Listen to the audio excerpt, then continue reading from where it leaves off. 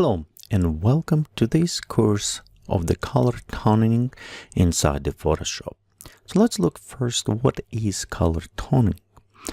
Right here example we have our photo and it's look nice, it's good photo, excellent model, but sometimes you want to extra individual touch, kind of almost your color signature to side image or bring attention a little bit more to specific areas.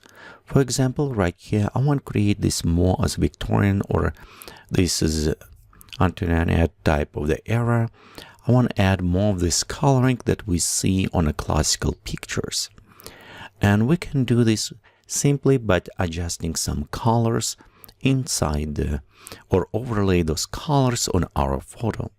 You have multiple techniques you can do this, and in this course we're going to look more on the color toning by using special adjustments or effects layers, and we're going to use the gradient, solid colors, curves, or gradient maps. So as a very fast example, we can go inside the curves and we can modify those curves, set them to the color. And the fastest as this way, we can add some modifications to our image in a fast way, right here example.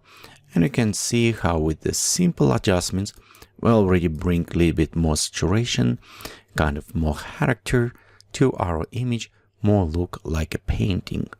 So in this course, we're going to look over different type of blending mode, how to select right colors when you're using gradient overlay mode. For example, we go right here, maps. What color should I choose to achieve specific? Which color will actually work and complement my image?